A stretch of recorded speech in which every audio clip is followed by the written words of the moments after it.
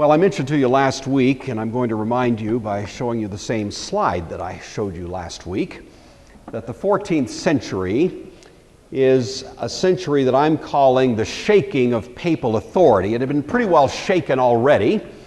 We've been detailing to some degree the deteriorating prestige that was associated with the office of the Pope, and really the whole college of cardinals with him were more or less descending from one decade to the next into ever-increasing levels of what I think is properly called debauchery.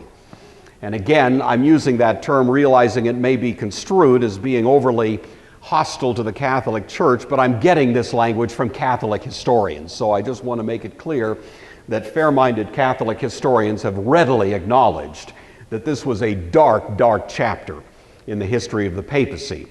And they would remind us that though there was a Protestant Reformation, there was a Catholic Reformation, and that the Catholic Church today looks very different than it did at that time. So in fairness, I want to say that. If I sound like I'm being overly critical, I hope I'm being fair, and I hope I'm reflecting what I think is balanced Catholic historians as well. But anyway, this was getting near the nadir of the descent of the papal prestige, the 14th and 15th centuries.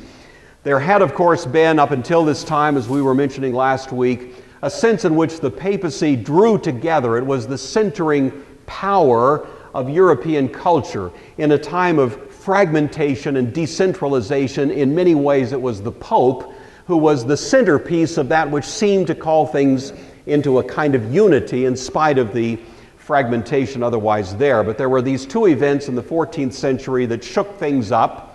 The first we looked at last week, the Babylonian captivity of the papacy, in which we find the Pope relocating to Avignon, outside of France, and casting his support unabashedly to the French in their ongoing conflict with England during the 100 Years' War, which was a territorial dispute between those two countries over pretty good-sized tracts of real estate in France. And the fact that the Pope just appeared to be nothing but a pawn used for PR purposes by the French king to bolster his side of that conflict was not only not well received in England, as you would imagine, but the rest of Europe as well was beginning to scratch their heads and wonder if this was exactly what the Pope was supposed to be about. And so that was the beginning. And then to make matters worse, right at the tail end of this Babylonian captivity, we have what's commonly called the Great Papal Schism. And so I want to pick up right where we left off last week with the story. We'll go back to Rome. You recall that the last of these Avignon popes was a guy by the name of Gregory XI. He had been in Avignon, but toward the end of his career went back to Rome. We discussed briefly his career at the end of our discussion last week. He was a vigorous persecutor of the Lollards. And you recall they were the ones who had been trained for the most part by John Wycliffe, had traveled out through England and the Holy Roman Empire and various other parts of Europe, proclaiming a message essentially inspired by Wycliffe's own understanding of things, and especially critical, of course, of the leadership in the church. Gregory had treated these people to horrific persecution, burning at the stake, forfeiture of property, and so on, as civil authorities carried out his decree. He also condemned Wycliffe's 14 articles and his greatest writing on civil dominion. We talked about that last week. All of that was part of his repertoire. He returned, however, to Rome from Avignon right before his death in 1377.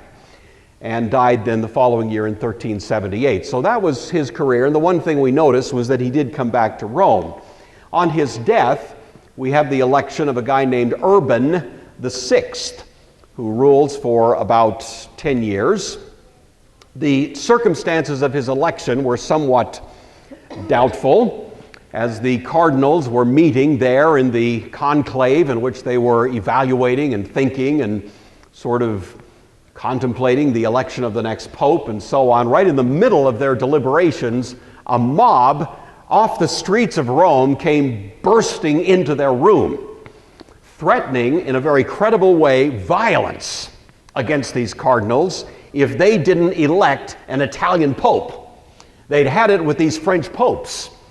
They'd had it with all of these popes who were in the back pocket of the French king. And so they came in, and the cardinals were terrified and promptly elected Urban VI, who was indeed Italian. And so under pressure of violence, they succumbed to that particular threat. And then the French cardinals immediately fled town, fearing that even though they had done what the mob had required, they might still be in some trouble. And so the French cardinals fled back to France and immediately elected a separate pope, you see, claiming that the pope that had been elected in Rome was not legitimate. And so now you've got, at this point, two popes, both of whom are claiming to be the true pope, and for the most part repudiating outright the legitimacy of the other one. So this becomes a little complicated. Believe me, I've been playing with these PowerPoints all week long, trying to make this less than totally confusing. And I'm not sure I succeeded, but we'll try to work through this in not too much detail, but enough that you sort of get a feel for what was actually going on.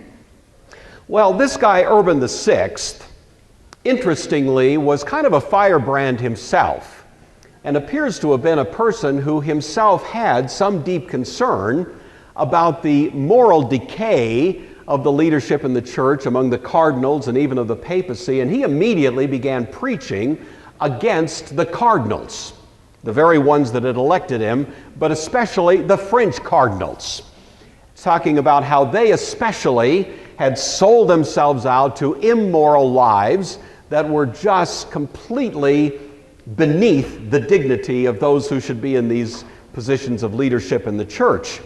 And so as he preached against them, he almost immediately alienated the King of France, who at this time was Charles V, and this is still in the middle of the 100 Years' War.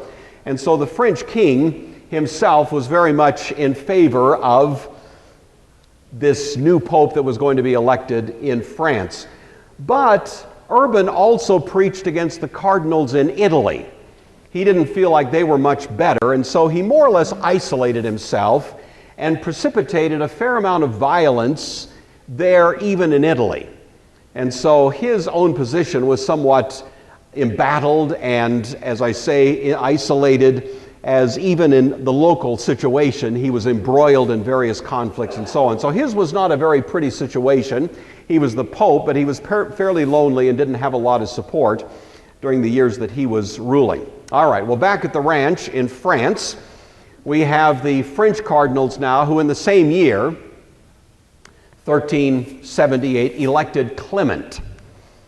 And this is a little digital shot of him. And he, as his first official act, declared that Urban was the Antichrist. You know, what you lose in niceties, you gain in clarity. So he didn't want anyone to be unclear about his perspective. So he felt that Urban was the Antichrist and that he himself was the true pope. He reestablished then Avignon as what he called the official Holy See, the official center or capital of the Roman Catholic Church. All right, so we have Clement now, and then back in Rome with the death of Urban in 1389, a guy named Boniface takes the throne. These guys don't look nice. I don't know about you, but you know, and these are the most flattering pictures I could come up with. But here's Boniface, who is the Pope from 1389 to 1404. By this time, it's been about 10 years now that you've got two people both claiming to be the Pope, and Europe is pretty well divided on the subject. You can imagine the degree of cynicism that is sort of brewing beneath the surface now in the European psyche, as you've got two guys both repudiating the other and calling each other really awful names, you know, and claiming to be the true pope. And what you find is there's kind of a political division throughout Europe as to who's the true pope. The French and the allies of the French obviously supported Clement, who was the French pope, but the allies of England in this ongoing 100 Years' War tended to side with the Roman Pope, and so all of Europe, which was more or less aligning itself based on this ongoing conflict, found itself divided over the question of who was the true pope. Each of these guys, of course, mutually excommunicated the other. But Boniface IX was inheriting now from Urban a very tumultuous situation in the Papal States. You recall that the Pope is essentially the king, the political ruler of the Papal States, and there's so much unhappiness even with the local Pope that a fair amount of rebellion is brewing, and so the Pope is dealing with a local rebellion against his own authority and trying at the same time to maintain that he is the Holy Father of the entire Christian world, and it became rather difficult for him to keep all of that together. He was under constant pressure to step down. He adamantly refused to do so, and so that's kind of what's going on at this point. This brings us now to Benedict XIII, who is the second and last of the Avignon popes. So we have two of these guys during this schism who are the French popes, first Clement and Benedict. And I'm going to hold off talking about him for just a moment. I know I'm trying to make this as confusing as possible, so am I succeeding? Is this working? Then we have Innocent VII, who inherits now years of tumultuous upheaval in the Papal States, and so things are becoming violent, and there's open rebellion really against his rule politically, not to mention religiously, there in Rome. He died only 2 years later under somewhat suspicious circumstances, and I think common wisdom is that he was poisoned. And that brings the last then of these popes. So Gregory XII is the last of the Roman popes during the period of schism, while Benedict XIII is the last of the French popes during the Papal Schism. Gregory was willing to think about discussions of reconciliation, but didn't trust Benedict. Benedict said something of the same thing, and so you've got this very kind of guarded, tense discussion of a truce, but nothing much comes of it. And because things are more or less stalemated in this really difficult paralysis of leadership in the church, a council gathers. And this is called the Council of Pisa in the city of Pisa in Italy, which was convened in the year 1409. So in 1409, these people gather together and decide neither of the popes at the moment are the correct pope, and they elect a third one. And so now we have 3 popes. So the great Papal Schism becomes even more schismatic. And the guy that is elected at this point is Alexander V. Well, Gregory, ruling in Rome, repudiates him. He's not the Pope. And he repudiates the other one as well. And so the standoff continues. But Gregory himself finally resigned in 1415 at the Council of Constance. And the Council of Constance will be important to us in just a moment. All right, going back to Benedict XIII, he was a man of conspicuous, evident, notorious immorality, of a sort that I wouldn't really talk about in detail in polite company. But the point is that it was not secret, it was not in any sense something that was under the radar. People knew it. Anyone that was close to his administration was aware that this man was living a life of the most notorious kinds of immoral behavior, sexual and otherwise. And because of that, even though he was the French Pope, even the French were losing confidence in a hurry that this guy actually was a legitimate claimant to the position of Pope. He was finally facing so much violent threat against his well-being that he fled from Avignon in the year 1403. He was invited to come to the Council of Pisa in 1409, but refused, fearing the punishments that might befall him if he were to do so. And so he, while maintaining continually that he was the true pope, nevertheless was more or less incommunicado at this point. Again, he refused to come to the Council of Constance in 1415. He died in 1423, having been condemned by the church and really rejected by the church not only as pope but even as a priest, even as a Catholic in 1417 at the Council of Constance. But to his dying day he claimed to be the true pope, and that continued until 1423. So that's what became of Benedict XIII. I mentioned the Council of Pisa in 409. Is your head hurting yet? Okay. I should have brought aspirin for this one, you know. The council elected Alexander V. He died only a year later, seemed to have been of natural causes, and this brought one of the most controversial characters to the papacy in this line now established by the Council of Pisa, whose name was John the 23rd. John the 23rd had never been a priest. He was a politician. He was a brilliant politician, and they thought, he's the guy who can pull this thing together, let's make him pope. But of course, usually you have to be a priest before you can be the pope. And so literally he was ordained a priest the day before he was ordained the pope. And that was the fellow who then carried out the papal duties based on the Council of Pisa from that point on for the next 5 years. There's two things that he did that were quite important for future history, so you might make a note of these. One of them was that he appointed the Medici family as the papal bank. Now, you know the name Medici. That's one of the, probably the most famous family name associated with Florence during the time of the Renaissance.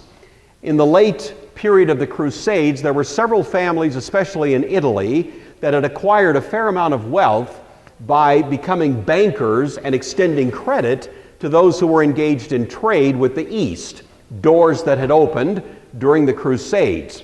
Some of these families were rooted in places like Venice or Genoa, Milan, but one of the most important of them was, of course, in Florence. And the family that was especially important and visible there was the Medici family. Well, in a stroke of good fortune for the Medici, this particular pope, John the 23rd, made them the official bank. By this time, the papacy, in spite of its bad reputation, had acquired a fair amount of wealth, and so it needed a bank, and the bank was the Medici family. And so the Medici, on that basis, continued to be one of the most important centers of religious kind of activity throughout the next 100 years or so. And indeed, the pope that was ruling during the time of Martin Luther's career was Leo X, who was a Medici, you see, Giovanni Medici, and there were others as well. So this was really a doorway for the Medici family to themselves become eventually popes. So that was important. The other thing he did that was quite important and bears on the life of John Huss a little bit is he launched a crusade.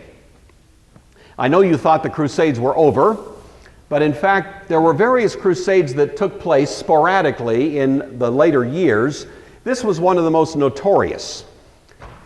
The Pope here, John the 23rd, got in a political conflict with the King of Naples, about 200 miles to the south there in Italy. And so rather than simply going to war, as any self-respecting, king would do, he launched a crusade, indicating that this is a holy war, and mustered, therefore, an army based on the fact that this was some kind of religious campaign that he was launching in this local conflict with the King of Naples. Well, the whole world just shook its head, rolling its eyes. What is this, And this is right at the point when John Huss is probably at the height of his power as an influence, preaching at the Bethlehem Chapel in Prague, Bohemia. And so he really uses this as part of the last, you might say, fuel for the message that he is giving concerning the present state of the papacy. So just keep your eye on that for a moment. He agreed, this is John the 23rd, to come to Constance and indeed relinquish voluntarily his papal authority there, as the Council of Constance would eventually reunite the papacy in one person, Martin, as we'll see in a moment. So the Council of Constance meets in 1413. The stated purpose of this council was to end this schism. 3 popes now, and it just is getting worse. And so the Council of Constance gathers. One of the first things it does is announce that the council has greater authority than any pope. This statement would have been extraordinary in the history of the Catholic Church, but it was never fully endorsed. And so it never has become the actual teaching of the Church. The Council said it as an expression of what was called the conciliar movement, which was a rising campaign in the Catholic Church to shift the center of authority from the Pope to a council, believing that councils would be more sane and responsible in their conduct of leadership than the popes had been. And this was an expression of that conciliar spirit. But as I say, it never quite became the force of law in the Catholic Church, but it was an interesting declaration to make. The Council of Constance deposed all three of these guys. All three of the popes, all claiming to be the Pope, were relieved of their authority. In the midst of their proceedings, almost as a side issue, a kind of diversion virtually from what they viewed as the really important stuff going on, they had a very brief, rather two-dimensional trial of John Huss, who, as I said earlier, had been in a dungeon there in Constance for about 8 months. They unceremoniously condemned him. He was burned at the stake the next day, and they hardly noticed it. It was hardly even on the radar of importance for these people. They could hardly calculate the impact that this was going to have in later years, this kind of superficial dismissal of a guy who had become so widely respected as he had by that time. We'll look at his life a little bit more in a moment. Well, in 1417, the Council of Constance did indeed put back into the leadership of the church one pope, and this is Martin V, and he's elected the pope in 1417, and that's the end of the Great Papal Schism. So I know this is more than you ever wanted to know on the subject, but there it is, and if you ever hear of it, that's what's going on. It's during this time, with this in the background, that the life of John Huss plays out. John Huss was born in what was called Bohemia. Bohemia was a province, part of the Holy Roman Empire. It'd be part of what would be today the Czech Republic, but at that time it was part of that empire. He was educated at the University of Prague. He was a brilliant student, distinguished himself very early for his mastery of languages and theology and humanities and so on, one of these kind of Renaissance characters before the Renaissance. He was so impressive that in 1402, when he was only in his mid-30s, he was made the rector of the university, and as part of his responsibility in that capacity, he was assigned the job of being the preacher in what was called the Bethlehem Chapel. That's what it looks like today. I don't know what it looked like at the time. I couldn't come up with an image of it, but it's still a very prominent and important place to this day. I don't know, anyone ever been to the Bethlehem Chapel in Prague? Some of the world travelers in here might have. I never have. But anyway, it's still a very impressive place, and so John Huss was the preacher. He was a powerful preacher. He was one of these guys who was just riveting. And so as folks would come and listen to him preach, there was profound impact that his message would have. However, his message was clearly, increasingly, as time went on, reflecting the writings of Wycliffe. Now remember, Wycliffe was condemned back in 1377, so we're about 30 years down the road, 40 years down the road here, and his writings have become widely disseminated. The attempt to silence Wycliffe, of course, had just the opposite effect. And so the writings of Wycliffe had been widely distributed, and there were many people reading them, and John Huss especially had been deeply impressed by the clarity and the insight and the courage that was reflected in the writings of Wycliffe. And so Huss, and he very much acknowledged it. This was never a secret, no form of plagiarism here. He was simply freely acknowledging his indebtedness to Wycliffe and certainly incorporated his writing and his critique of Catholic leadership into his own preaching based on what he read in Wycliffe. Well, in 1406, we mentioned earlier, Gregory the 12th became the Pope and immediately launched a warning against Huss. He knew what Huss was up to. He heard of him. Huss by this time was a quite famous man. Many people were aware of the influence that he was having, and so this new Pope, who was in Rome at this point, basically warned him, "You'd better back off or you're going to run into some real problems, Mr. Huss."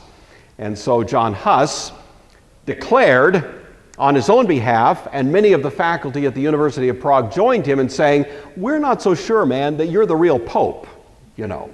So you can condemn all you want, but so far the jury's out on whether you have any authority to do any such thing. However, they also declared official neutrality across the board. They didn't know who the real pope was, and at this point they used that more or less as Exhibit A to prove that maybe the entire dysfunction of the leadership in the church should call into question that kind of loyalty that would otherwise be given to those. So anyway, this became a point where the university generally was neutral on the subject, and Huss took that view as well. The university, however, was beginning to split a little bit over Huss and his message. There were Catholic faithful in the university who, though they weren't sure who the true pope was, were sure that they should be giving pretty much unbridled allegiance to the church. And there were others who were kind of sensing in the air something different was going on. Certainly Wycliffe's message, and Huss was adding fuel to it, beginning to question whether or not this entire regime was really representative of true Christianity. Criticisms of things like transubstantiation and other core teachings of the Catholic Church were called into question, and for that reason you have a kind of division in the house there at the university. But Huss himself is never silenced, never gagged. He's permitted to preach freely, and he does so with increasing clarity and courage there at Bethlehem Chapel. In 1409, as I said, Alexander was elected the Pope, and he, in no uncertain terms, within a few months, condemned Huss. Simply said, the man is a heretic, and announced at this point that Huss should be essentially banned and tried for heresy. So Alexander takes that view.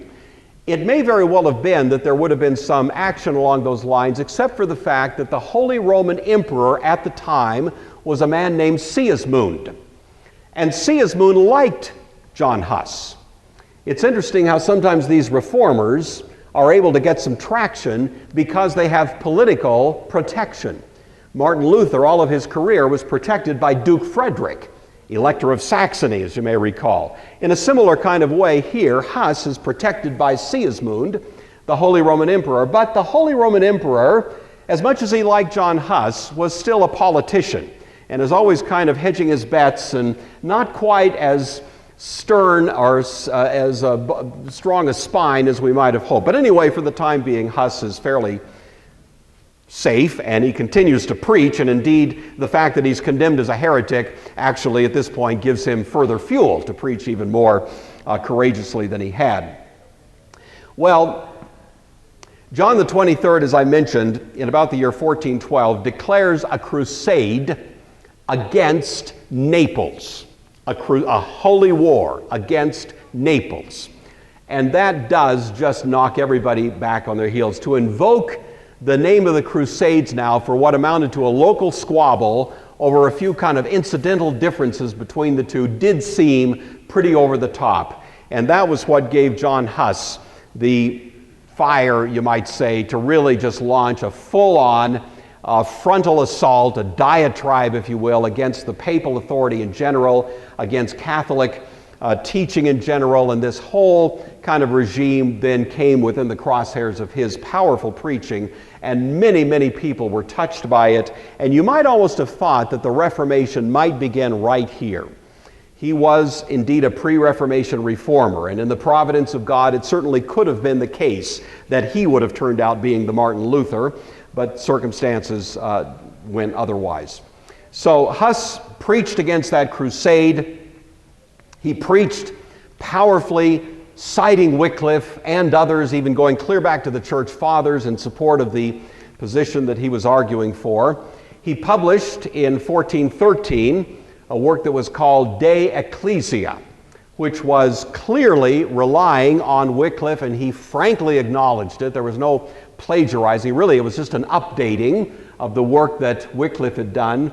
His on civil authority, simply restated here and more or less given some new updated application at this point in 1413. Well, the Council of Constance, as you know, met in 1413, and one of the things they did, one of the side issues they wanted to deal with, was this troublemaker John Huss, who's getting quite a following. He's publishing writings that are being distributed more and more widely, and there is concern that he's beginning to sabotage, if it could have been so, already the rather deteriorating prestige of the leadership of the church and the church itself.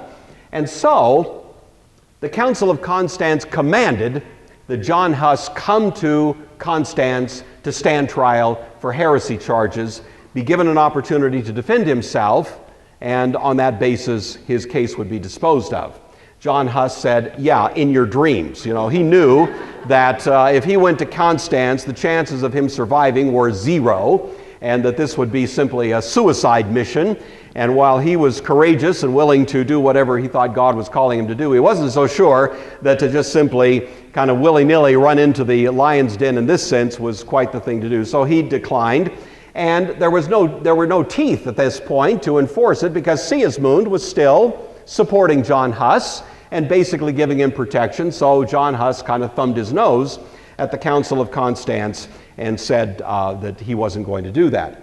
Well, the council continued to put pressure on, and the next year made an additional request that he come, and also proposed that Sigismund should give John Huss safe passage. Now, typically, in that time in history, safe passage meant you were safe. You know, here's the Holy Roman Empire. In fact, Constance is in the Holy Roman Empire. You see, he's not going to be leaving the territory ruled by Sigismund. He's going to be at Constance, which, by the way, is to the southwest of that region. It would be right at the northern border of Switzerland. And so it wasn't actually that far from home. Sigismund said he would supply to John Huss an armed guard, 4 or 5 soldiers who would travel with him, protect him from any kind of attacks along the way, and that he would be given this official signed safe passage from the Holy Roman Emperor. And of course, John Huss believed that he could trust that because, for goodness sake, Sigismund had been fairly supportive down through the years of Huss and his ministry. And so, on that basis, John Huss was willing to go. He was happy to stand up and defend his teaching. He was willing to stand trial. He was willing to offer a biblical justification for the things that he was saying, and to offer to take his opportunity to speak his piece in that context. And so, indeed, he did, with this armed guard, go to Constance. When he arrived in Constance, the very guards who had been assigned to protect him immediately arrested him, and he was thrown into a dungeon. And he knew, of course, at that point he had been fully double-crossed by what he thought was his friend Sigismund. He was put into this dungeon. It was the most horrific of circumstances. It was filthy. It was infested with vermin. He was given the most, modest is too strong a word. He was just given virtually barely enough food to survive. He lost weight. He became very, very diseased in the circumstances he was in. It was awful by anybody's description. It was intended, of course, to break him. It broke him in his health. It certainly didn't break him in his spirit. But after he'd been in this dungeon circumstance for about 8 months, he was brought out in this awful condition, not given an opportunity to prepare himself at all, just without any notice whatsoever, just brought out of the dungeon and drug into this arena of pomp and circumstance, surrounded by all of these leaders of the church, who of course had much more important business on their plate than a guy like John Huss. They were trying to solve the big problems of the church that were obviously difficult for them at that point, and this was just almost a kind of a side issue. Huss was brought in. The record of the proceedings indicates that Huss, on more than one occasion, in spite of his broken health, tried to speak in his defense, sought an opportunity to articulate as best he could the position that he represented. He was immediately howled and jeered into silence, given no opportunity to say anything on his behalf except whether or not he would recant. He, of course, adamantly refused to recant, indicating that if he could be shown where he was in error, then he would be happy to rethink his positions. But he had felt he'd studied, done his homework, and believed he was in the right, very much the same way Martin Luther did at the Diet of Worms some 100 years later. And so on that basis, the council then summarily kind condemned John Huss to be burned at the stake, which took place about the next day. So he was taken out the next day, lashed up to the stake, and one of the most, I think, kind of filled with pathos, sort of amusing pathos here, was that Huss he often joked about his name. He was aware that having the name Goose was kind of a humorous thing, and he wasn't above letting himself be the punchline of a few jokes, and his last opportunity to do that came as his arms were tied behind him there at Constance, and he was about to be burned, and he made these rather interesting words. He said these words. He said, "Well, you can cook this goose, but after me, God is going to send an eagle that you will never silence." And they lit the fire, and his life was extinguished. Many people think, of course, that that's one of the most astonishingly prophetic statements anyone could make, because, interestingly, when Martin Luther, who was born about 60 years after the death of John Huss, began to teach the distinctive ideas that would be associated with his ministry very early, even before the Reformation, when he was labeled continually a Hussite. And that was the term that was applied. And before we ever heard of Lutherans, you see, there were the Hussites. Indeed, the execution of John Huss erupted throughout Europe in a violent display of hostility toward the church. This was viewed as one of the most horrific crimes that the church had ever committed, to take a man of such conspicuous integrity, of wonderful talent as a preacher, to abuse him this way and put him to death, just spread a kind of wildfire, you might say, through Europe that would eventually, of course, finally bear fruit in what we call the Reformation. So it was a remarkable moment, and as Tertullian mentions, the blood of the martyr often is the seed of the church. So that's the career of Huss, and as I was mentioning earlier, reflecting on his life makes me think of Paul, who was in similar circumstances. So just if you'll think with me for a moment about Paul's comments here. Paul says, "As for me, I'm already being poured out as a libation." You know that a libation in the sacrificial program of the Bible was an offering that was poured out of fluid like water or something like that. It would be poured out as a kind of offering. And these who are facing their immediate loss of life, of course, have this idea: my life is about to be poured out. And we, of course, can think about that and think about what's it like to be anticipating the prospect of your own martyrdom, as people like Paul and Huss and certainly many, many others through history and indeed even today are facing. And there is this idea, of course, that comes to our mind that there is a sacrifice. We think of sacrificing. You know, in the Old Testament, animals were sacrificed. Christ himself sacrificed. And we hear in the New Testament that we are called to offer ourselves, offer our bodies, a living sacrifice. And that this is a daily state of mind that we Christian people are to embrace. I suppose it drives the point home somewhat more dramatically. If I knew somehow or other that tomorrow I was going to be burned at the stake, I might have a more immediate sense of the sacrificial aspect of living a Christian life. Sometimes we worry about that. What would I do? You know, what would you do? What would I do? God has given grace, remarkable grace, to ordinary people like you and me down through history, and He's doing so to this day. So I think we can take comfort in that if something like that were to take place, God will give you the grace. But the point I think we need to bear in mind is that every day is a day of martyrdom, isn't it? Every day is a day when Jesus says, take up your cross. Take up the means of your own execution today. Follow me today. Let your life be poured out as a libation today. And if today happens to be the day of the ultimate sacrifice, so be it.